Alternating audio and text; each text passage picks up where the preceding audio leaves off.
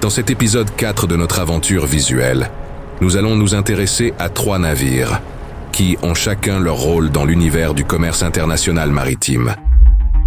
Les principaux ports de commerce sont le reflet du développement économique des villes et des évolutions du monde moderne. Au cœur de l'estuaire de la Loire, une scène maritime paisible se dévoile aux premières lueurs du jour. L'horizon s'anime avec l'émergence majestueuse du Franziska, un General Cargo Ship venu du large, apportant avec lui l'esprit de l'aventure en haute mer. Construit en 2011, ce navire imposant arbore fièrement le pavillon d'Antigua en Barbuda, témoignant de son origine ibérique.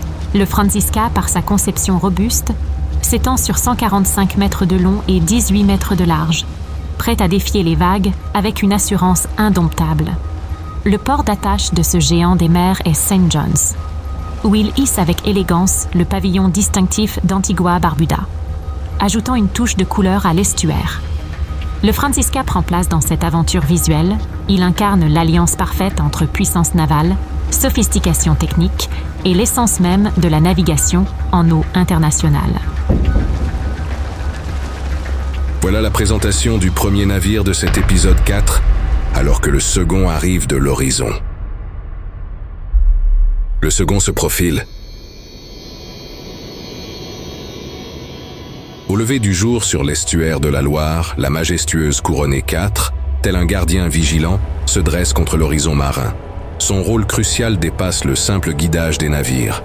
Elle incarne l'expertise des pilotes de la Loire, déterminés à assurer la sécurité des passages maritimes.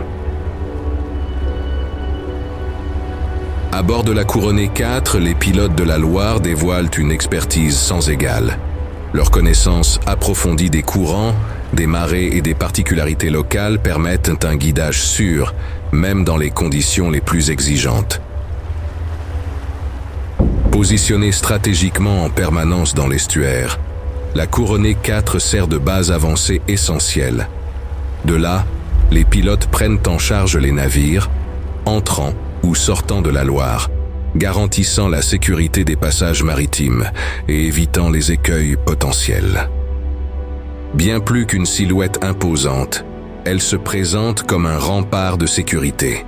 Sa présence constante et son rôle préventif contribuent à éviter les incidents, assurant un flux fluide des navires dans cet estuaire stratégique. Elle demeure, par son dévouement et son emplacement stratégique, un pilier essentiel de la navigation en Loire, apportant une contribution significative à la prospérité économique de la région. Armateur propriétaire, pilote de la Loire. Longueur, 39,95 m. Largeur, 9,30 m.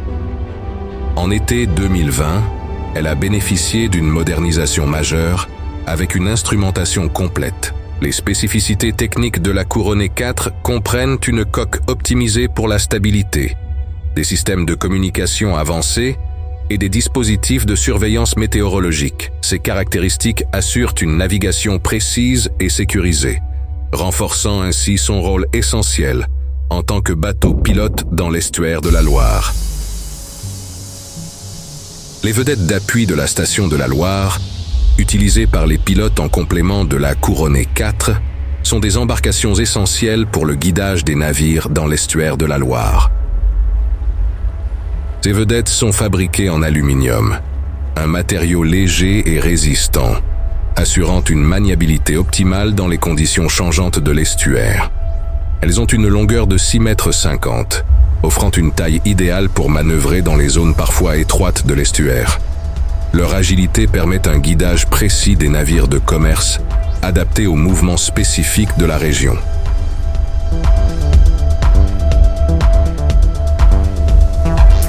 En tant que prolongement de la Couronée 4, ces vedettes servent de support aux pilotes, permettant des interventions rapides et efficaces lors des manœuvres portuaires.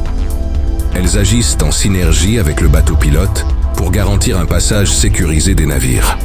Les vedettes sont équipées de systèmes de communication avancés, facilitant la coordination entre les pilotes et assurant une transmission rapide des informations essentielles pour la navigation. La conception de ces vedettes prend en compte les spécificités de l'estuaire de la Loire, avec ses courants variables et ses zones parfois délicates. Leur adaptabilité permet de répondre aux défis de la navigation locale. Ensemble, la Couronné 4 et ses vedettes d'appui forment une équipe intégrée, garantissant la sécurité et l'efficacité du guidage maritime dans l'estuaire de la Loire. Et là, nous sommes dans l'attente de l'arrivée du 3e navire, un mastodonte des mers. Les équipages des remorqueurs se préparent.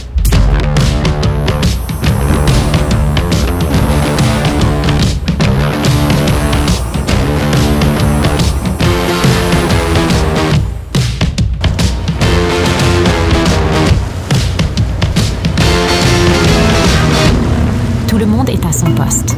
Les titans des mers de Saint-Nazaire. Les remorqueurs Boluda entrent en action.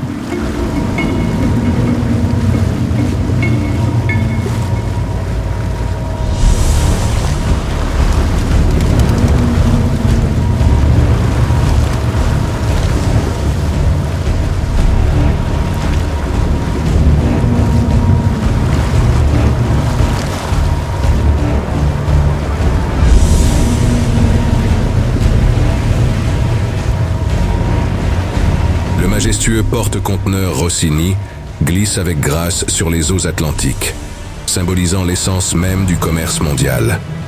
Ses imposantes dimensions défient l'horizon, dessinant une silhouette puissante à l'infini. Les caractéristiques du CMA-CGM Rossini: une impressionnante longueur de 277 mètres, sa largeur est de 40 mètres, et il a été construit en 2004, appartenant à la catégorie des navires porte-conteneurs.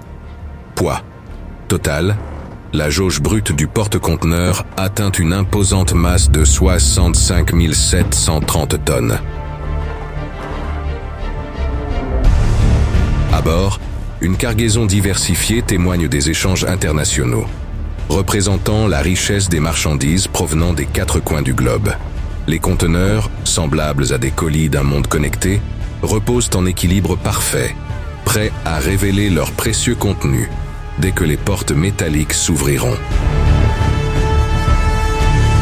Fièrement arborant le pavillon de Malta, le Rossini joue le rôle d'ambassadeur des mers, affirmant son enregistrement maritime dans ce pays méditerranéen.